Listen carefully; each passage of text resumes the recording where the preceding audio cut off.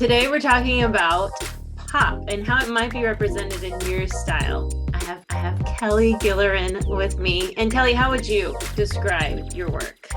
The main way that I would describe my work is, I guess, sort of kitschy, bright, vibrant. A lot of what I do has a very retro kind of appearance to it. I try to keep a lot of what I do very similar to methods of mid-century illustrators. And so I think that kind of comes through in the type of work that I do. I mostly do pinups and then pattern design as well. I remember first seeing your work maybe, 7 years ago, maybe. And I mean, you are already like in your groove. It was like, you know what you want to do and you are able to just stick to it. I think that's something that's really hard for a lot of creatives to do. Did you ever wrestle with wanting to do lots of different things? And how did you nestle into the style that you have now? Oh my gosh. I mean, honestly, it started when I was a kind of a ghost painter for another artist, and I was finishing up in college too. And I used to do like giant figurative oil painting narratives, and these paintings would take me like 3 months at a time to do. And as someone who hoped eventually being a full-time artist was going to be my career, I just did not see that being the avenue in order to do that. So it was kind of a very conscious decision of like, if I'm going to brand myself as an artist, let's pick something that's not exhausting to me, like emotionally and narratively. You know, I was like 21 at the time, and I was like, wanted to paint these like big ideas, but I wasn't very comfortable talking about what any of these paintings meant. So I just kind of wanted to go for something that was that I enjoyed painting, and that I could just paint over and over and over again. So it was a very conscious choice to pick something that like mainly it started with food, just to be able to like, how can I paint something? I love this style of, like mid-century advertising. How can I just like paint this over and over and over again and kind of brand myself off of that? I never intended that I'd be painting food for a decade. I kind of thought it was going to be like a 2-year thing, and I was going to be able to be like, okay, well, this is the art that I'm going to sell, and it'll help me like make money and stuff like that. But now I'm kind of in the opposite end of that, where I'm getting a little sick of painting food, and I kind of Well, want that's interesting. into other stuff. Yeah. So I'm kind of in like a weird like transitional phase of where I feel like I've painted all of the food, and how do I transition this style into other avenues? And I think I'm getting there eventually. We'll figure it out. And I mean, I think also when you are really in a groove where you know what you like and you make these conscious decisions. So you're just like, what am I not going to get sick of? Yeah. Whatever direction you take is not going to be like the other side of, just whatever, the opposite of what you're doing. But something that I find interesting about kind of this describer of pop or the pop art movement is that it's often irreverent. And I feel like you have that flavor in your work. Do you always like want to get to that, or is it just come out organically? I think it always starts like that. I mean, the best piece of advice I ever got as an artist is do what you love, and you will find the people that also love it. So don't try to cater what you're doing to what you think is right. I mean, and even like selling online, I get a lot of things that are like, these are the trends and blah, blah, blah. And so, yeah, I do think I'm kind of irreverent, and it has worked out for me. It's just, I go with what I like. I think especially being a woman who paints pinups, I think you kind of have to go into it with that attitude, because if you are very concerned about what other people are going to think about what you're doing and critiques that other people make about your artwork, I think you're gonna have a bad time. So yeah. I think, yeah, like especially like if you're gonna be a woman who paints women, or even a man who paints women, any kind of thing, you have to go into it with that attitude. I don't take anything I do too seriously. So I think that if anyone's taking my artwork too seriously, they're missing the point. I mean, 9 times out of 10, it's a cheeseburger with legs. It's it's none of this stuff is serious. Again, like I was doing serious paintings, and it was like taking an emotional toll on me. So I think, yeah, just having like an attitude of just I'm going to do what I like. If there's criticism, I'm just not going to pay attention to any of that sort of deal. And so, yeah, I just kind of follow my own aesthetic and my own drives. I try not to be too influenced by any one kind of thing or voice other than my own. So yeah.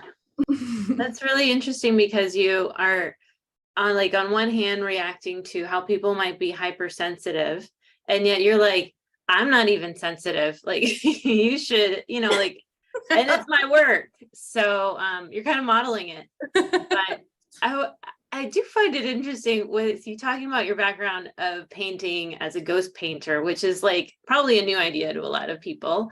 Sounds very Warholish to me, right? Yeah. Helping someone with their paintings, let's just put it that way. It was almost like it helped you define what you really didn't want to do and helped you realize what you wanted to do. What are the things that repel you and have pushed you further into where you're at now? I guess it's always just kind of a balance. So it's like now I'm kind of coping with this idea of like having worked for someone who just painted the same thing. I knew that artist had felt like he was trapped in those ideas, and that if he wanted to branch out and do something else, that he couldn't do that because he had a gallery contract and this is what they were expecting. So I guess it's what repels me is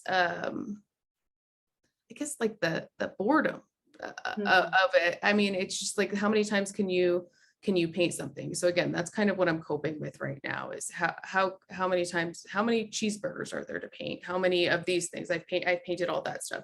So I guess that kind of repels me is being too repetitive where you hit the point where it's just not challenging anymore. I don't want to struggle with the art that I do, but I don't want something to be too easy.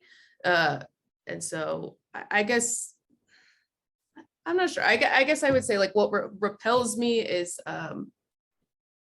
doing stuff I don't want to do. Like I've become very picky as to like what projects I will do and what I won't do and stuff like that. So I think if I'm just and I'm not asking you to tell the world these are the things I hate. But I think that it's just a lot of times it's hard for us to say, I want to be this, or I want this to show in my work, because we come up with this long list. We're like in this, fishbowl of looking at each other's art, and you like this about that, and you like that about this.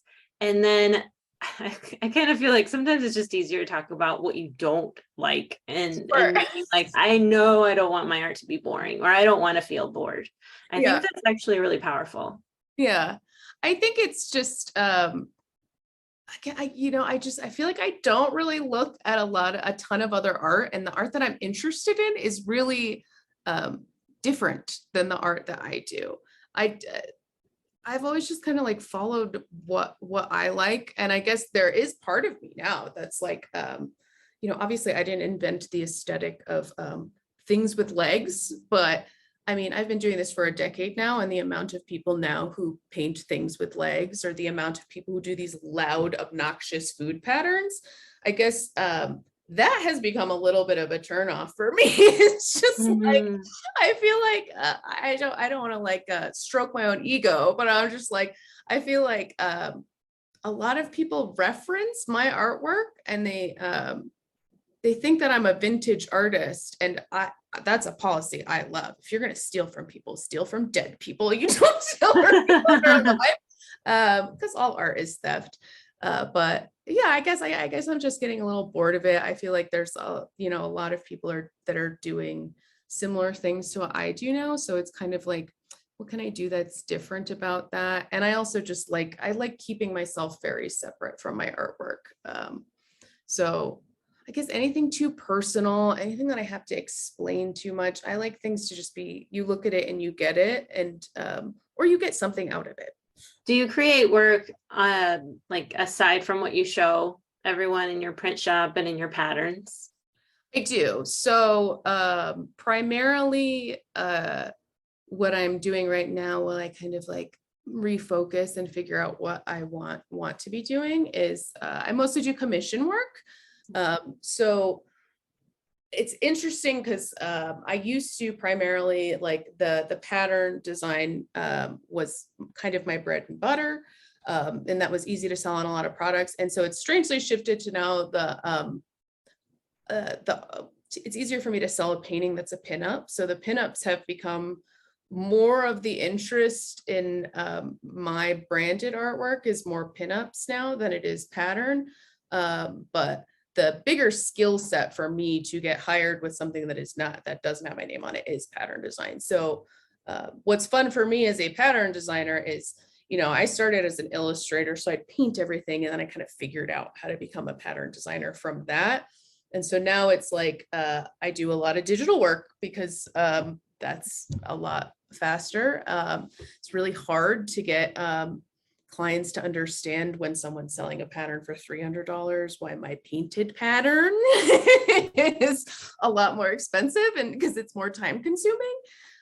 So a lot of what I do now for work doesn't have my name on it. And there is part of me that kind of loves that because, like, I don't know, sometimes I just don't think it's like crazy important to me to be like a famous artist with my name attached to my work.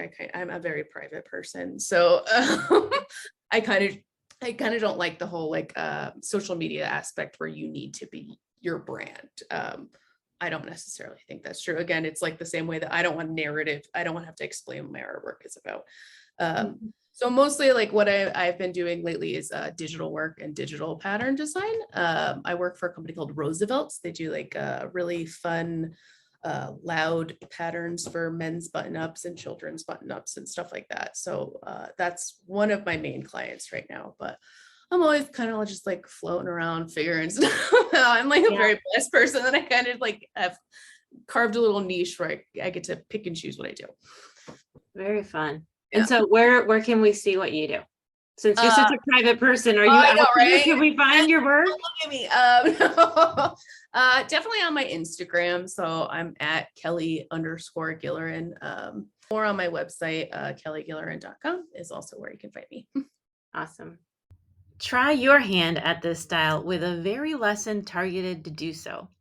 Explore this one and so many others in Watercolor Bold. Try it out for free and learn as much as you can.